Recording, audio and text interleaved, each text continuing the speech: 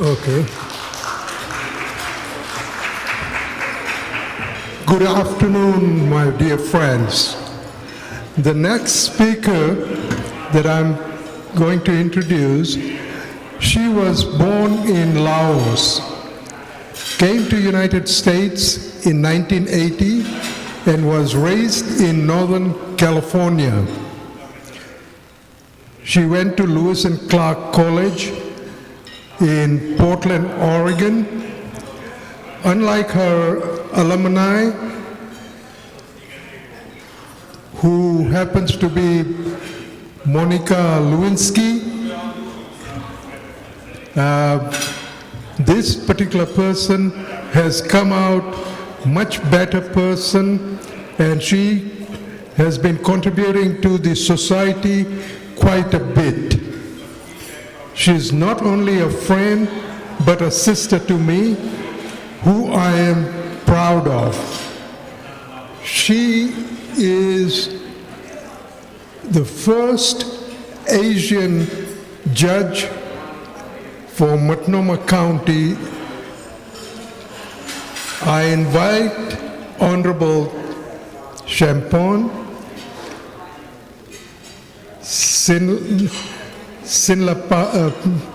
Sinlapasai.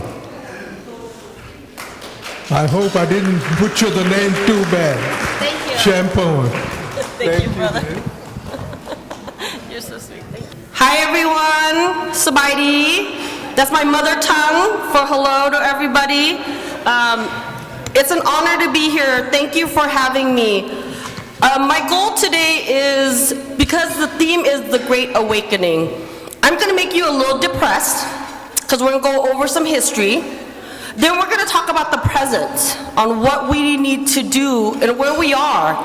And I'm speaking not from the lens of my experience as a member of the judiciary, but also as someone who grew up in community and someone who has advocated for community. So this is, and then we're going to talk about what can we do collectively. Everyone in this room, all of you, have touched lives in so many different ways. For those who are in the room, those who have admired you, those who look up to you, and the next generation that will come after you. And so I'm going to start a little bit about who I am. So as my dear brother just mentioned, I am from Laos. And I want you to know that that word, refugee, means everything to me. And words matter. And I want you to understand the reason why I went into law is because we are essentially erased and not included in law. We are perpetually foreign as Asians. We are not seen, we're not at the table, we're not even acknowledged when we're at the table. Why? Model my minority myth, our history, our past. And I'm going to go over a little bit about our past, because for us to have a great awakening, we must acknowledge the true history. And this is for all Asians, regardless of what generations you came to America. This is our shared history. We must see it, we must recognize it, we must sit in the shame of what has happened to us and recognize that we have generational trauma that we don't talk about, that we now have passed on to our children, and hopefully not to our children's children. First, I'm going to give a little bit of history, because I want us to talk about this. And before I joined the judiciary, so all of you know, I was a federal litigator doing immigration law because the word refugee was so important to me. My family, when we were forced to resettle, and I said force, because as a refugee, you're not given a choice on where you go. We were brought to America and given to live in Stockton, California. My family had to survive working the fields. My dad did 3 jobs, and so did my mom. I grew up with the care of the village that cared for me, that loved me, which were my aunties, my uncles, my grandparents. So immigration was not just about the process of getting a green card, because it took my mom 4 years to even try to get the proper paperwork to get help. She had to stay in line at immigration. Remember back in the day, you had to stay in line to even get through that door? My mom, speaking no English, took me, my 5-year-old self, to be her interpreter. I did not speak English. I just knew I had to help in some way. When I say our legal system, and especially the law, doesn't often see us, we aren't thought about when it's written. We're not often thought about in implementation. We're not thought about as the long-term effects to our families and community. And I want you to think about that and why I keep saying the whole concept of invisibility, because this is critical for us to acknowledge that. I'm going to talk a little bit about immigration and why that's so important. I chose immigration law because it intersects with every part of my family's life. From trying to become a green card holder from a refugee, from trying to naturalize our communities because they couldn't afford the fees and we couldn't have enough social services to actually help them do paperwork, we had to mobilize. But your immigration status, from someone who's on an H-1B visa, to a student visa, to a refugee, to any other status, or someone who's undocumented, it affects your ability to actually get benefits. Whether you're doing civil litigation, whether you're fighting for employment rights, whether you get in a car accident, or whether or not you are deported. That is critical on how you enter, what status you are inside the United States, and what happens to you after that.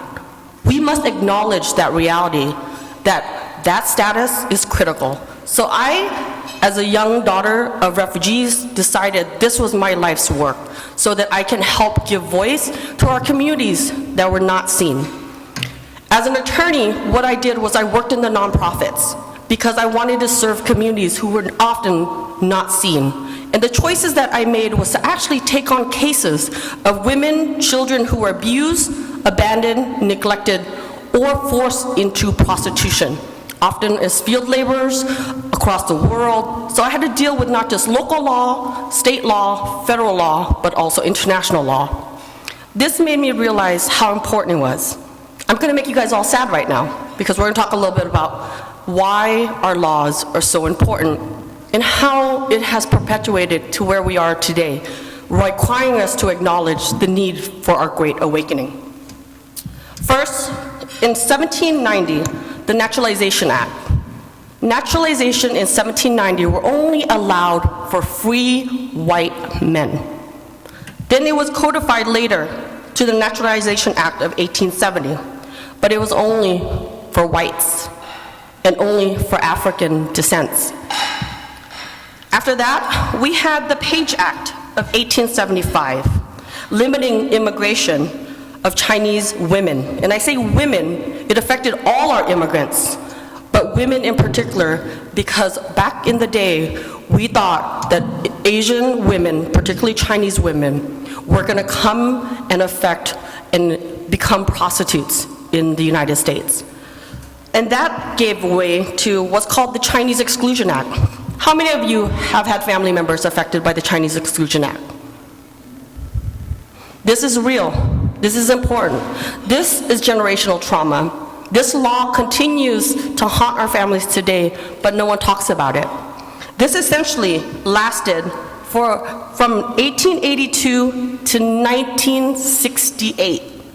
Do you realize that? 1968. It banned Chinese men from coming for 10 years. Think about that. This was the years of the gold rush, but we were not seen as equal. We were not accepted as equal. We were thought of as less, and we must recognize that. In 1923, United States versus Baguette Singh Tid. I'm sorry if I mispronounced that name. Please correct me for all my brothers and sisters there. The United States confirmed that citizenship was not allowed. This case was important because he was our World War I vet. He was a Sikh American, and he came from a high caste.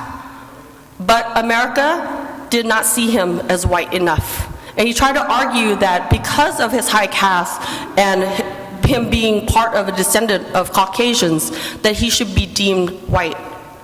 He was not allowed, and it continued to haunt the ability of Asian Americans to become citizens. It wasn't until the 1935 Nigile Act, which made an exception to World War I veterans, that allowed him to get his naturalization. And I want you guys to understand, there's a difference. Naturalization is when you're born and you want to become a citizen inside the United States, giving up loyalty to your home country. Citizenship, birthright citizenship, is when you're born here. That is supposed to be given to you.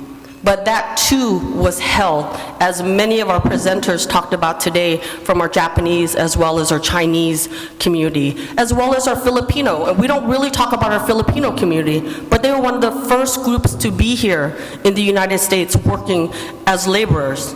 And it's important for us to recognize that.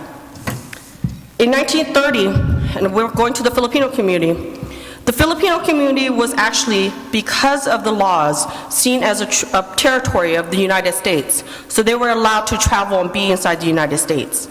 But hate crime in the Watsonville riots, how many of you remember the Watsonville riots? It spanned all California, where many of our Filipino communities were beat, dragged out of their home, because it started out with the concept that white women were dating Filipino men. We have to acknowledge how that has brought us to today when we talk about AAPI hate and laws and policy. 1942, the Executive Order of 9066. This is a piece of shame in our American history. Many of our Japanese communities saw this as not just internment, but that they were sent to a concentration camp. In Oregon, we have a shrine that where all of our communities were picked up and brought to where was our housing center in downtown before they were deported off to different camps. This was a mark of history, and we have to remember that, because these were United States citizens. In 1939, in Los Angeles, the police raided a Samoan baby shower. Over 100 police officers beat 36 and arrested 36 members of our Samoan community, saying that they threw rocks at police officers. This was, in history, one of the biggest awards settlement in history, $23 million against the law enforcement agency. Then we have the Patriot Act in 2001, 9/11.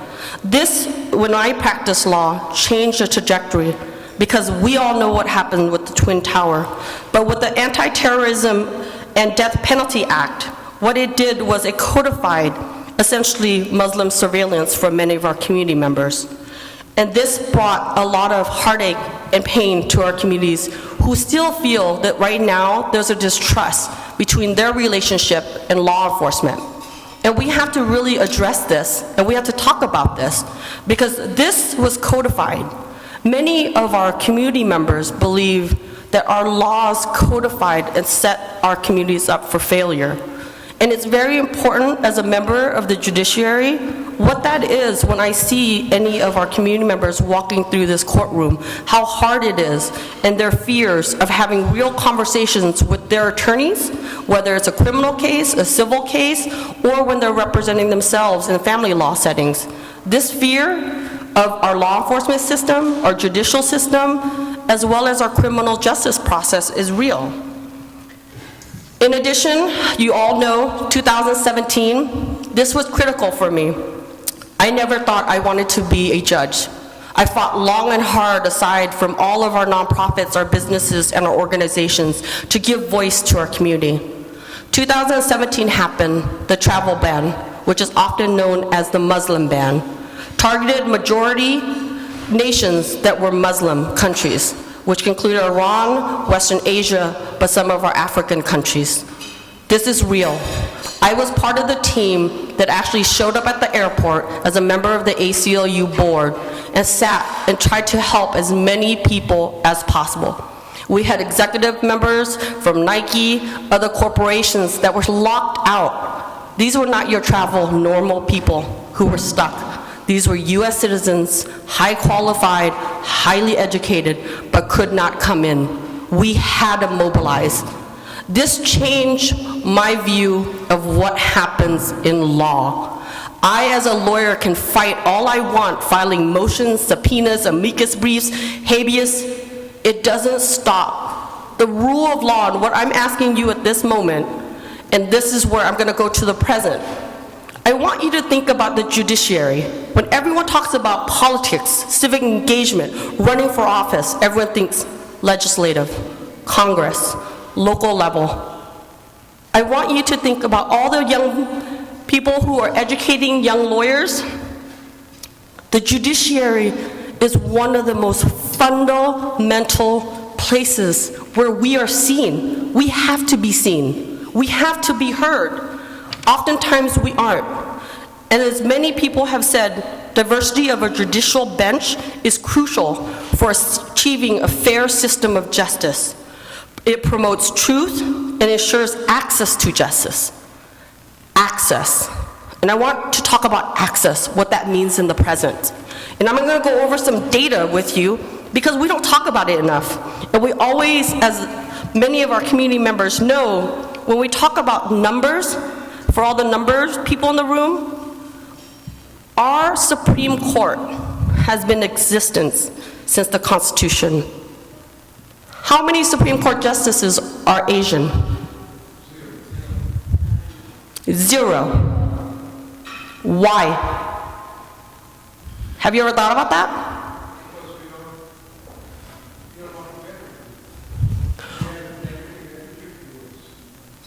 It has been the biggest hurdle in our judicial system that although we have historically have always 6 to 9 justices, no Asian has ever been appointed. We've had 2 that were tried in terms of attempt. Judge Sirivan, who was a finalist during the Obama administration, and Judge Amol Taper was a finalist to replace Scalia and Kennedy during the Trump administration. But we don't support, when we talk about voice, when we talk about the present, you talk about the numbers of the judiciary. In the Court of Appeals, there are 179 seats, 12 Asians. That is less than 1%. That's a 0.06%. District Court, there's 675 judges. Only 32 sitting Asian judges. And this is of this year. That's 0.04%. 0.04, we're not even 1%. And by 2040, we're supposed to make up the majority as Asians in America. Representation really, truly matters. And what I'm gonna ask you all to do today is I want you to remember these numbers, but I also want you to reflect on the power. Your superpower is being Asian. Your superpower is your accent. Your superpower is that you have 2 feet, one in America and one in your home country. Your ability to speak 5 languages, to navigate structural barriers, system barriers, language barriers, that's your superpower. And I want you to encourage all your children, instead of being teachers, doctors, and lawyers, to be judges. I want you to see, when I took on this position, it was hard. We are our own worst enemy. When I tell you the bamboo ceiling was real, it was real. Everyone told me I couldn't do it. They told me it would be too hard. Coming from the federal to a circuit level, I chose circuit, I didn't choose federal. And the reason why? Because of the word refugee. I knew a lot of people coming to court were not represented. They had no voice. They could not understand how to navigate the system. So I'm gonna ask you all today, as you leave, to lean on each other. Look in this room. I want you to not work in your silos. If you're from engineering, if you're from legislative, if you're from Congress, you're a mayor, you're a legislator, please talk to each other. We may not get along on everything, but fundamentally, we're we're a global family. You have family in your home country, you have family here. We must have those honest conversations. And it's not about where you belong, but what's in your heart to help lift us so that we're no longer invisible. I ask of you, please, thank you for having me. This is an honor.